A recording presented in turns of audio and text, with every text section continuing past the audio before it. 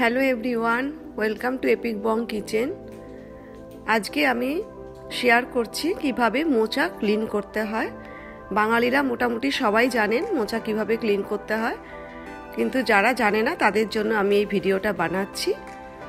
আর মোচার ঘন্ট রান্নার ভিডিওটা আমি আলাদা করে পাবলিশ করছি।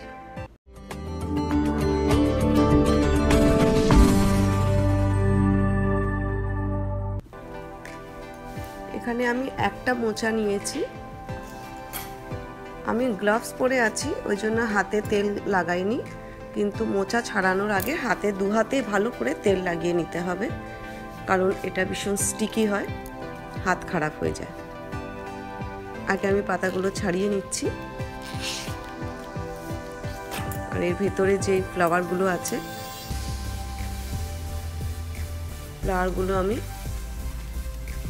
সব ছাড়িয়ে নিচ্ছি।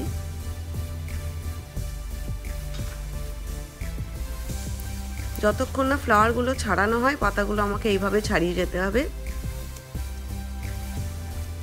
এটা অনেক টাইম কনজিউমিং প্রসেস, করতে অনেক সময় লাগে, কিন্তু খেতে ভীষণ টেস্টি। আপনারা তো সবাই জানেন বাঙালিরা।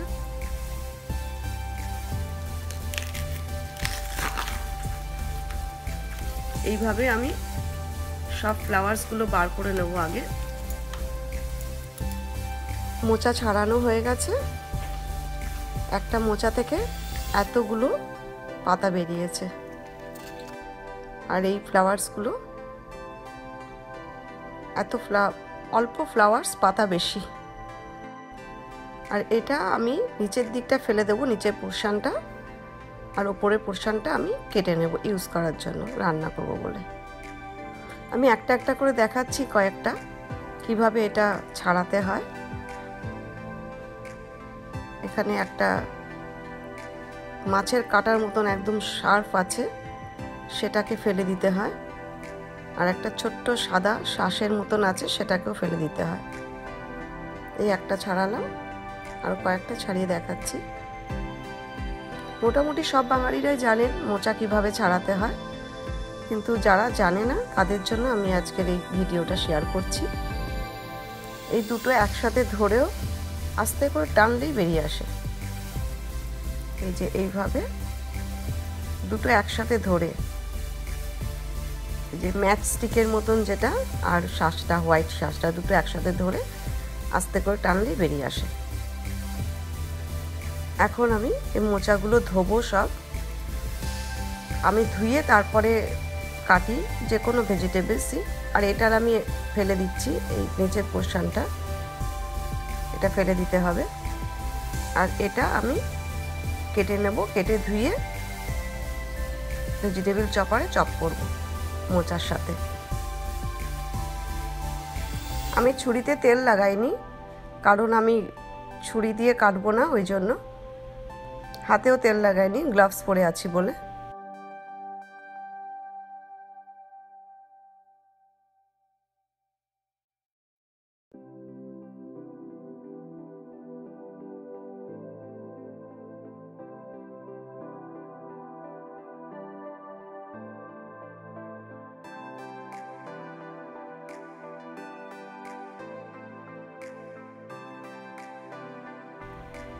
মোচা ধুয়ে আমি 30 মিনিটস এইভাবেই রেখে দিয়েছিলাম, একেবারে জলটা ঝরে যাওয়ার জন্য।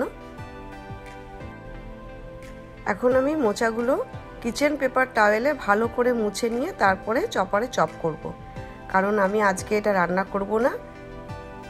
আপনারা যদি মোচা ছাড়িয়ে সেই দিনকে সঙ্গে সঙ্গে রান্না করেন, তাহলে এটা করার দরকার নেই। মোচা ধোয়ার পর কেটে সেদ্ধ করে নিতে পারেন। এইভাবে সব মোচাগুলো আগে মুছে নিই।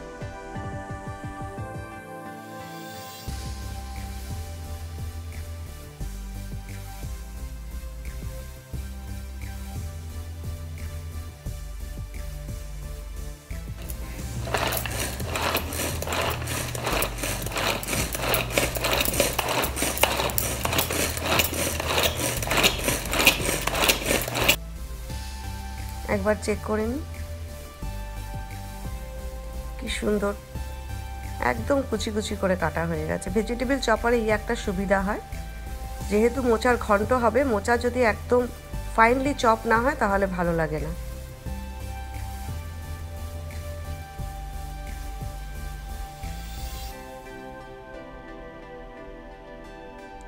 এইভাবে আমি বাকিগুলো চপ করে নিই।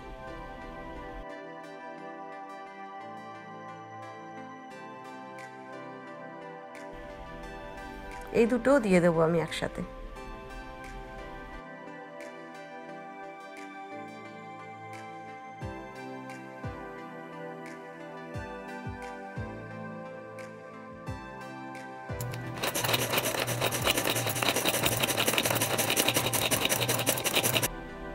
সব মোচা কাটা হয়ে গেল, খুব সুন্দরভাবে কাটা হয়ে গেছে। এখন আমি জিপ লগে ভরে ফ্রিজারে রেখে দেব। এটা বিরাট বড় একটা কাজ হয়ে যায়। মোচা যেদিনকে আনা হয় সেদিনকে ক্লিন করে ধুয়ে কেটে যদি ফ্রিজারে এইভাবে রাখা যায়,